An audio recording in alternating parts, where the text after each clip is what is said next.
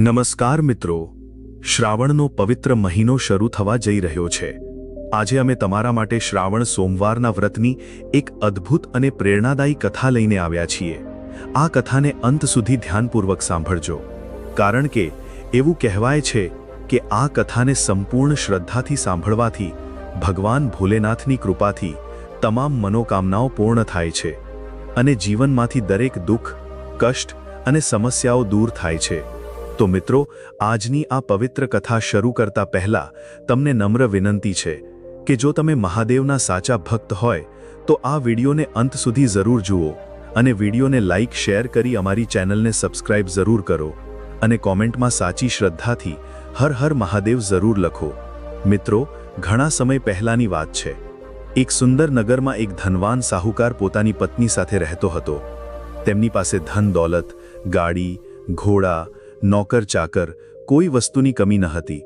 છતાંય દંપતીના જીવનમાં ખુશી ન હતી, કારણ કે ભગવાને તેમને હજુ સુધી સંતાન સુખ આપ્યું ન હતું। તેમના આંગણામાં બાળકની કિલકારીઓ ન હતી ગુંજતી અને આ જ કારણે તેમનું ભરેલું ઘર પણ તેમને સૂનું લાગતું હતું। દરરોજ સાહુકાર અને તેની પત્ની સંતાનની ઝંખના લઈને મંદિરોમાં પૂજા અર્ચના કરતા। તેમણે અનેક વ્રત ઉપવાસ રાખ્યા, માનતાઓ માની, સાધુ સંતોની સેવા કરી, પરંતુ વર્ષો વીતવા છતાં તેમની ગોદ સૂની જ રહી। બંને ઉદાસ રહેતા અને વિચારતા કે કદાચ ભગવાન તેમની વાત સાંભળતા જ નથી। એક સાંજે સાહુકાર ઉદાસ આંગણામાં બેઠો હતો અને પત્નીની આંખોમાં પણ આંસુ હતા। ત્યારે દરવાજે કોઈએ ઊંચા સ્વરે ભોલેનાથની જયનો જયઘોષ કર્યો। સાહુકારે ચોંકીને દરવાજો ખોલ્યો તો જોયું કે એક તપસ્વી સાધુ ઊભા છે। સાહુકારે પોતાને ભાગ્યશાળી ગણતા તરત જ તેમના ચરણોમાં પ્રણામ કર્યા અને આદરપૂર્વક તેમને અંદર લઈ આવ્યા। પત્નીએ પણ સંતને શ્રદ્ધાપૂર્વક પ્રણામ કરીને આસન આપ્યું અને પાણી ફળથી તેમની સેવા કરી। સંતે પ્રેમપૂર્વક આશીર્વાદ આપ્યા અને જોયું કે ગૃહસ્વામી દંપતીના ચહેરા ઉદાસ છે। ત્યારે સંતે નરમ સ્વરે પૂછ્યું કે તેઓ આટલા ચિંતિત કેમ દેખાય છે। આના પર સાહુકારે હાથ જોડીને પોતાની વ્યથા કહી કે તેમની પાસે ધન સંપત્તિ બધું છે, પરંતુ સંતાન ન હોવાને કારણે જીવનમાં આનંદ નથી। તેમણે મંદિરોમાં ઘણી માનતાઓ માની, વ્રત પૂજા કરી, પરંતુ સંતાનની પ્રાપ્તિ ન થઈ। આ કહેતા સાહુકાર દંપતીની આંખો ભરાઈ આવી। સંતે પ્રેમથી હિંમત આપી અને સમજાવ્યું કે તેમણે નિરાશ ન થવું જોઈએ અને શ્રાવણ માસમાં દરેક સોમવારનું વ્રત શરૂ કરવું જોઈએ।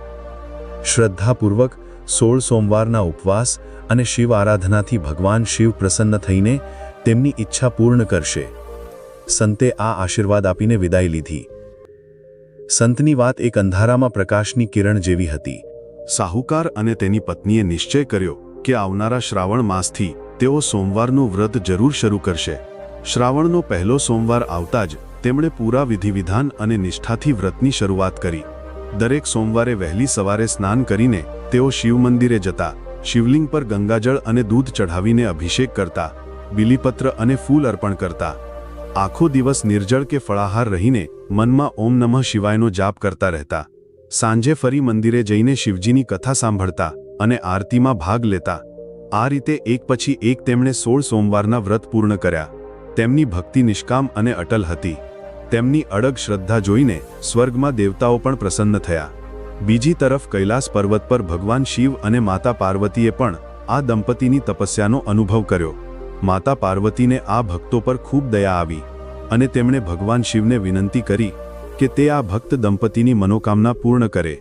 ભગવાન શિવે ગંભીર સ્વરે કહ્યું કે તેમને ખબર છે કે આ દંપતી કેટલા શ્રદ્ધાળુ છે, પરંતુ પૂર્વજન્મના કર્મોને કારણે તેમના ભાગ્યમાં સંતાન સુખ લખાયેલું નથી। જો તેઓ આશીર્વાદ આપીને પુત્ર આપે તો પણ તે બાળક ફક્ત 12 વર્ષની ઉંમર સુધી જ જીવશે।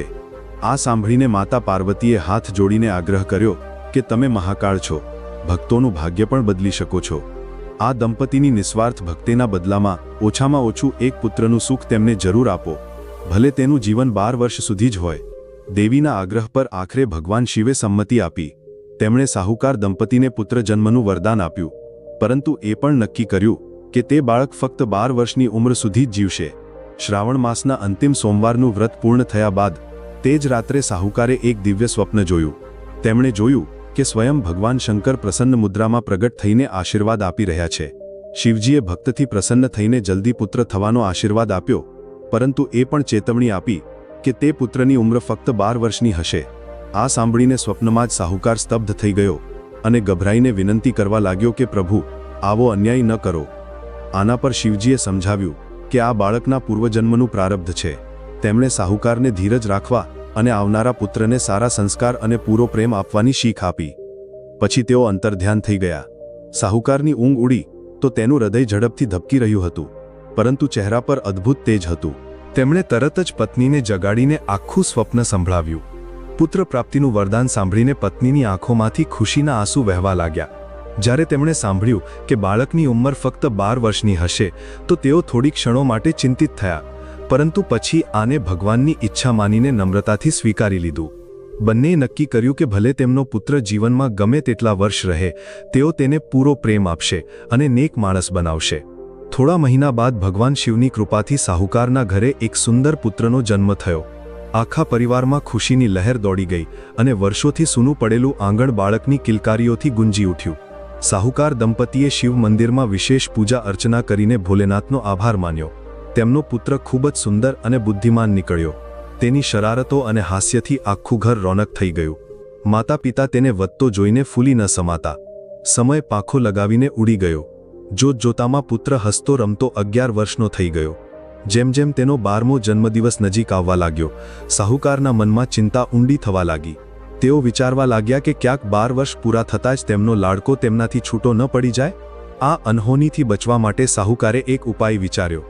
તેમણે નક્કી કર્યું કે પુત્રને થોડા સમય માટે કાશી, ભગવાન શિવની પવિત્ર નગરી, મોકલી દેવો જોઈએ, જેથી ત્યાં બાબા વિશ્વનાથની કૃપા અને સંત મહાત્માઓના આશીર્વાદથી કદાચ કોઈ ચમત્કાર થઈ જાય અને બાળક પર આવેલું સંકટ ટળી જાય. યોજના મુજબ સાહુકારે પોતાના સાળા, બાળકના મામાને બોલાવીને આખી વાત કહી અને વિનંતી કરી કે તેઓ બાળકને કાશી લઈ જઈને ભણાવે ગણાવે અને તેનું ધ્યાન રાખે. માતા પહેલાં તો પોતાના એકના એક પુત્રને આટલે દૂર મોકલવામાં ખચકાઈ, પરંતુ આખરે પુત્રના ભલા માટે સંમત થઈ. થોડા દિવસો બાદ મામા ભાણેજ કાશી જવા રવાના થયા. જતી વખતે પિતાએ મામાને મુસાફરી માટે પૂરતું ધન આપ્યું અને હિદાયત આપી કે રસ્તામાં જે પણ સાધુ મહાત્મા મળે તેમનું આદર કરવું અને જ્યાં શિવજીનું મંદિર દેખાય ત્યાં રોકાઈને પૂજા અર્ચના જરૂર કરવી. માતાએ આંસુ છુપાવતા બેટાને ગળે લગાડીને આશીર્વાદ આપ્યા અને ભારે મનથી વિદાય આપી. આ ભાવુક વિદાય બાદ માતા પિતાએ શિવજીનું નામ લઈને પુત્રને વિદાય કર્યો. રસ્તામાં મામા ભાણેજે પિતાની શીખનું પૂરું પાલન કર્યું. જ્યાં પણ શિવ મંદિર મળતું તેઓ શ્રદ્ધાપૂર્વક રોકાઈને ભગવાન શંકરના દર્શન કરતા અને આગળ વધતા. જે સંત મહાત્મા મળતા તેમનું વિનમ્રતાથી સન્માન કરતા અને યથાશક્તિ તેમની સેવા કરતા. ભૂખ્યાઓને ભોજન કરાવતા અને દાન દક્ષિણા આપતા ગયા. પછી તેઓ મુસાફરી કરતા કરતા એક સુંદર નગરમાં પહોંચ્યા. તે દિવસે સાંજનો સમય હતો અને નગરનું વાતાવરણ અત્યંત ઉત્સાહપૂર્ણ હતું. રસ્તાઓ ફૂલો, દીવાઓ અને રંગબેરંગી પતાકાઓથી સજ્જ હતા. ઘરે ઘરે દીવા પ્રગટાવવામાં આવ્યા હતા. ચારે બાજુ શરણાઈ અને બાજા વાગી રહ્યા હતા. એવું લાગતું હતું જાણે આખું નગર ઉત્સવમાં ડૂબેલું હોય. આ જોઈને સાહુકારના પુત્ર અને તેના મામાએ ત્યાંથી પસાર થતા એક રાહદારીને ઉત્સુકતાથી પૂછ્યું કે આજે અહીં આટલી ખુશીઓ કેમ ઉજવાઈ રહી છે. રાહદારીએ કહ્યું કે આજે આ નગરની રાજકુમારીના લગ્ન છે. એક દૂરના દેશમાંથી રાજકુમાર જાન લઈને આવ્યો છે અને તેના સ્વાગતમાં આખું નગર સજાવવામાં આવ્યું છે. સાહુકારના પુત્ર અને તેના મામાએ નક્કી કર્યું કે આજની રાત આ નગરમાં જ વિસામો લેવો. તેઓ નજીકની ધર્મશાળામાં રોકાવા જઈ રહ્યા હતા. ત્યાં નગરના રાજાના કેટલાક સિપાહીઓએ તેમને અટકાવ્યા. બંને ગભરાઈ ગયા કે અચાનક આ શું થયું. સિપાહીઓએ આદરપૂર્વક કહ્યું કે મહારાજે તમને રાજમહેલમાં બોલાવ્યા છે.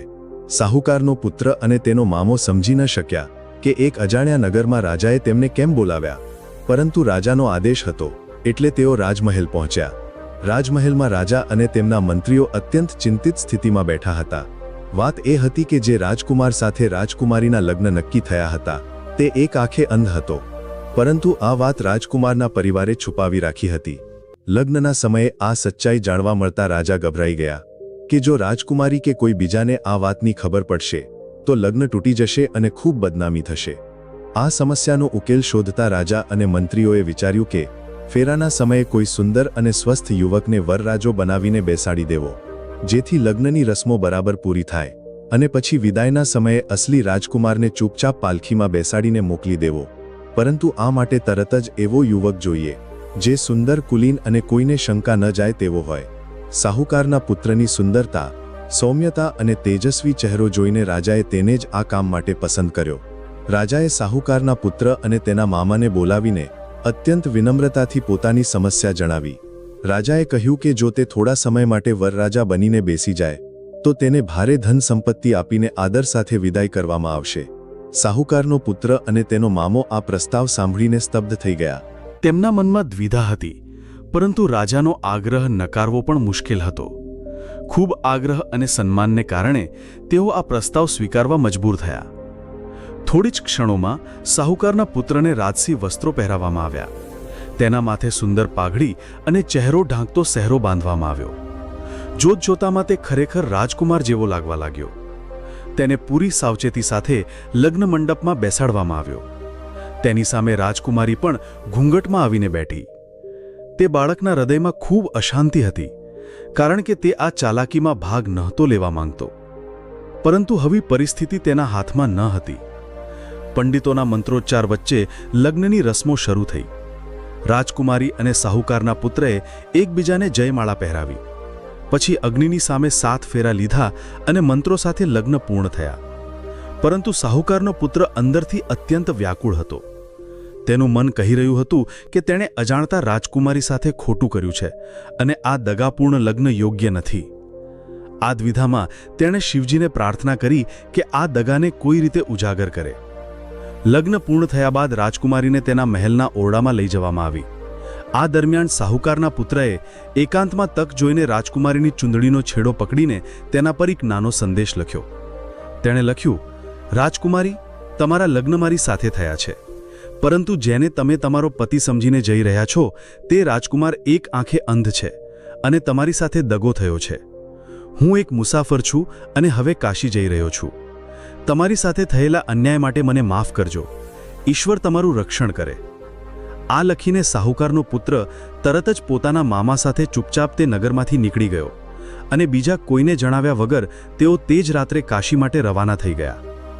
આ તરફ રાજકુમારી જ્યારે વિદાય માટે પાલખીમાં બેસવા જઈ રહી હતી તે પહેલાં તે પોતાના ઓરડામાં વસ્ત્રો ઠીક કરવા ગઈ. ત્યાં તેણે પોતાની ચૂંદડી પર લખેલો સંદેશ જોયો. તે વાંચીને તે સ્તબ્ધ થઈ ગઈ. સચ્ચાઈ જાણવા માટે જ્યારે તે પાલખીમાં બેઠી તેણે પોતાનો ઘૂંઘટ ઊંચો કરીને અસલી રાજકુમારને જોયો, જે ખરેખર એક આંખે અંધ હતો.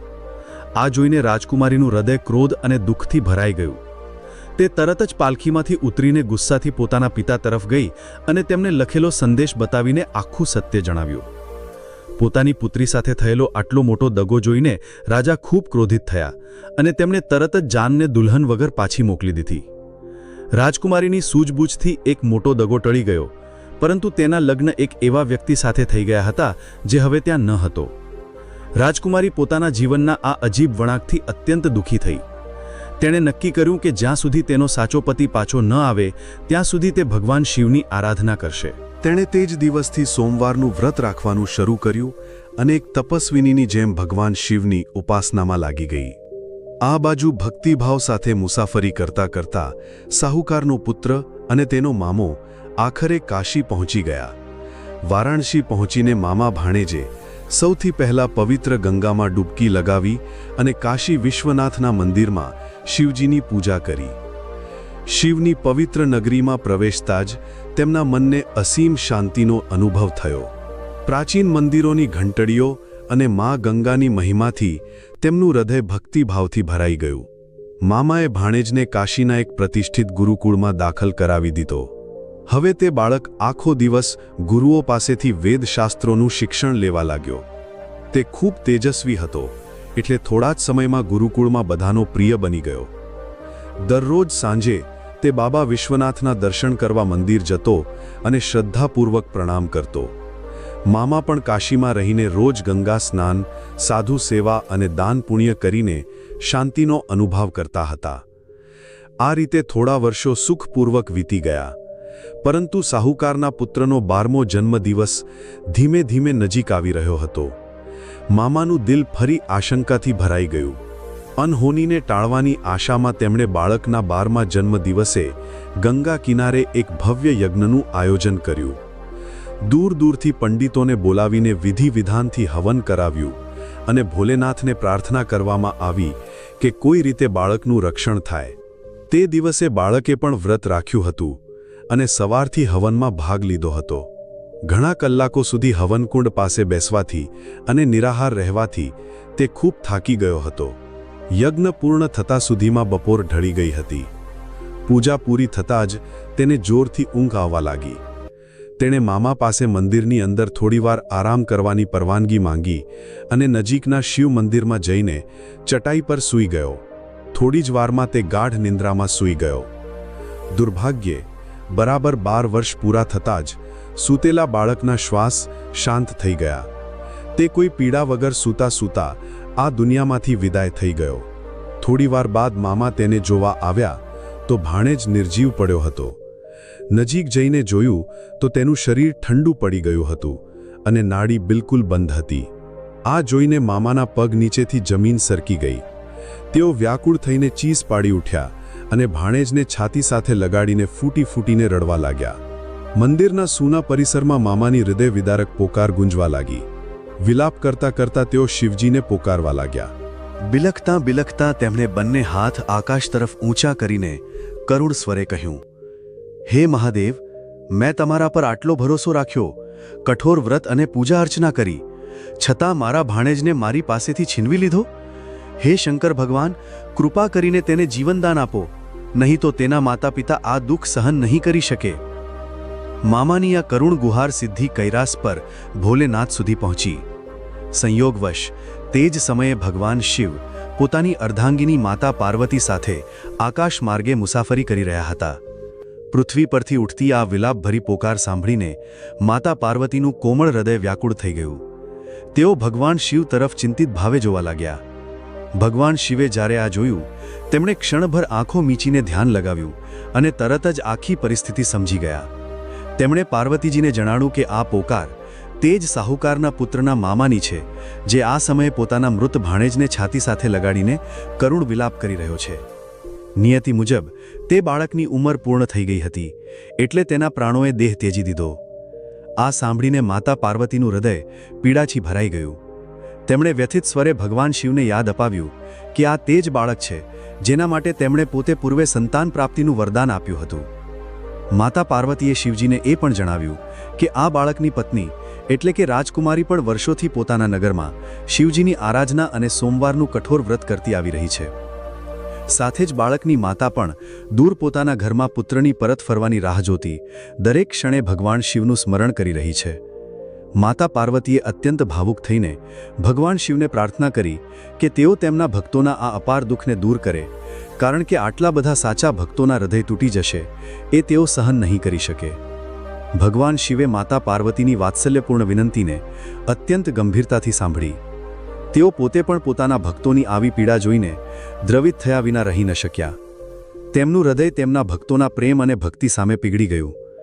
તેમણે માતા પાર્વતીને આશ્વાસન આપ્યું કે જ્યારે તેમની વિનંતીમાં આટલી કરુણા અને મમતા છુપાયેલી હોય તો તેઓ ક્યારેય તેમની પ્રાર્થનાને અવગણી શકે નહીં. ભગવાન શિવે તત્કાળ નિશ્ચય કર્યો કે તેઓ હવે પોતાના ભક્તોના આંસુ વધુ નહીં વહેવા દે. ક્ષણભરમાં અદૃશ્ય રૂપે ભગવાન શિવ તે મંદિરમાં પ્રગટ થયા જ્યાં બાળકનું શરીર પડ્યું હતું. અચાનક શિવલિંગમાંથી એક ઉજ્જવળ પ્રકાશની કિરણ નીકળી અને નિર્જીવ બાળકના શરીર પર પડી. જોત જોતામાં ચમત્કાર થયો. બાળકના રોકાયેલા શ્વાસ ફરી ચાલવા લાગ્યા અને તેણે ધીમે ધીમે આંખો ખોલી. મામાએ આ ચમત્કાર જોયો તો આનંદથી હર હર મહાદેવનો જયઘોષ કર્યો. તેમણે જીવતા થયેલા ભાણેજને ગળે લગાવ્યો અને રડતા રડતા ભગવાનનો આભાર માનવા લાગ્યા. મહાદેવની કૃપાથી સાહુકારના પુત્રને મૃત્યુના મુખમાંથી પાછું જીવન મળ્યું હતું. હવે શિવજીના આશીર્વાદથી તેને દીર્ઘાયુ પણ મળ્યું. આ ઘટના બાદ બાળકે કાશીમાં પોતાનું બાકીનું શિક્ષણ પૂર્ણ કર્યું. થોડા સમય બાદ મામા ભાણેજ કાશીને પ્રણામ કરી પોતાના ઘર તરફ પાછા ફર્યા. ઘરે પરત ફરતી વખતે તેમનો રસ્તો ફરી તે જ નગરમાંથી પસાર થયો જ્યાં રાજકુમારી રહેતી હતી. ત્યાં સુધીમાં થોડા વર્ષો વીતી ગયા હતા, પરંતુ રાજકુમારીએ પોતાના સાચા પતિની આશામાં હજી પણ દર સોમવારે ભોલેનાથનું વ્રત અને પ્રાર્થના ચાલુ રાખી હતી. સંયોગવશ જે દિવસે તેઓ તે નગરમાં પહોંચ્યા તે સોમવારનો દિવસ હતો. સાંજે સાહુકારનો પુત્ર ત્યાંના શિવ મંદિરમાં દર્શન કરવા ગયો. મંદિરના એક ખૂણામાં એક તપસ્વી જેવી યુવતી આંખો મીચીને ધ્યાનમાં લીન ઊભી હતી. તે રાજકુમારી જ હતી. બંનેની નજર મળી અને તેઓ એકબીજાને ઓળખીને સ્તબ્ધ થઈ ગયા. આગલી જ ક્ષણે રાજકુમારીની આંખોમાંથી આનંદના આંસુ વહેવા લાગ્યા. તે દોડીને આવી અને શ્રદ્ધાથી યુવકના ચરણોને સ્પર્શી લીધા. યુવકે તેને તરત ઉઠાડીને આશ્વાસન ભર્યા સ્વરમાં કહ્યું કે મહાદેવની કૃપાથી તેઓ હવે મળી ગયા છે. બંનેની આંખોમાં ખુશીના આંસુ હતા.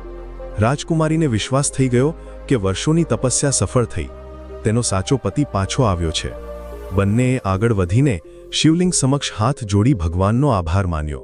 બીજી બાજુ રાજકુમારીના પિતા મહારાજને આ શુભ સમાચાર મળ્યા તો તેમણે ખૂબ સ્નેહથી યુવકને રાજમહેલમાં બોલાવીને ગળે લગાવ્યો.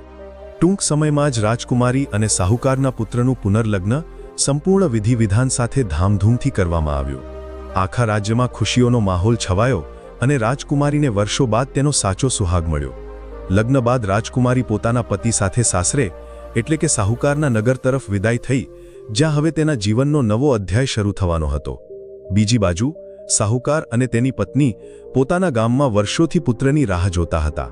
તેઓ રોજ શિવ મંદિરમાં જઈને તેના માટે પ્રાર્થના કરતા હતા.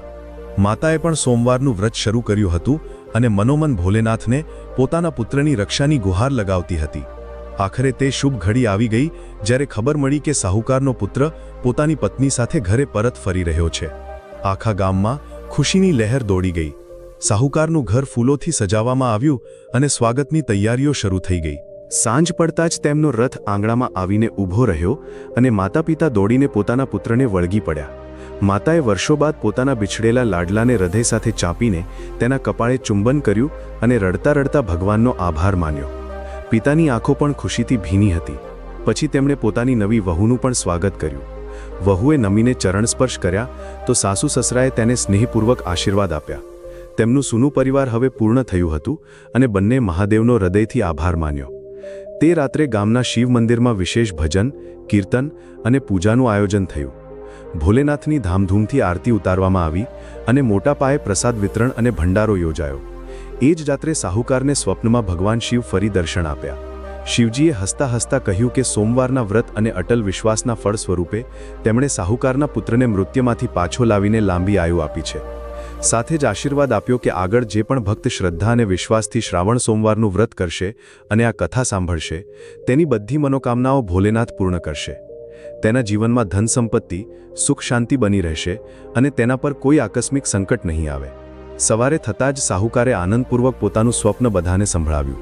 આખા ગામે મળીને હર હર મહાદેવના જયઘોષ સાથે ભગવાનનો આભાર માન્યો. તો મિત્રો, શ્રાવણ સોમવારના વ્રતની આ પવિત્ર કથામાંથી આપણને એ જ શિક્ષા મળે છે કે ભગવાન શિવ સાચા મનથી કરેલી ભક્તિને ક્યારેય વ્યર્થ જવા દેતા નથી. ભોલેનાથે પોતાના ભક્તોની પોકાર સાંભળીને અશક્યને પણ શક્ય કરી બતાવ્યું. કોઈ નિસંતાન દંપતીને સંતાન સુખ આપ્યું, મૃત બાળકને જીવનદાન આપ્યું અને બિછડેલા પતિ પત્નીને મિલનનું વરદાન આપ્યું. જે શ્રદ્ધા અને વિશ્વાસ સાથે સોમવારનું વ્રત રાખીને આ કથા સાંભળે છે, મહાદેવ તેમની બધી ઈચ્છાઓ પૂર્ણ કરે છે અને પોતાના ભક્તો પર હંમેશા પોતાની કૃપા જાળવી રાખે છે. તો મિત્રો, આ કથા તમને કેવી લાગી? અમને કોમેન્ટમાં જરૂર જણાવો અને હર હર મહાદેવ લખવાનું ભૂલશો નહીં. અને તમારા મિત્રો અને પરિવાર સાથે જરૂર શેર કરો, જેથી ભોલેનાથની મહિમા બધા સુધી પહોંચે. આવી જ ભક્તિમય કથાઓ આગળ પણ સાંભળવા માટે અમારી ચેનલને સબસ્ક્રાઇબ અવશ્ય કરો. આજની કથા અહીં સમાપ્ત થાય છે. અંત સુધી સાંભળવા બદલ તમામ દર્શક મિત્રોનો ખૂબ ખૂબ આભાર. જય શ્રી કૃષ્ણ. હર હર મહાદેવ. ધન્યવાદ.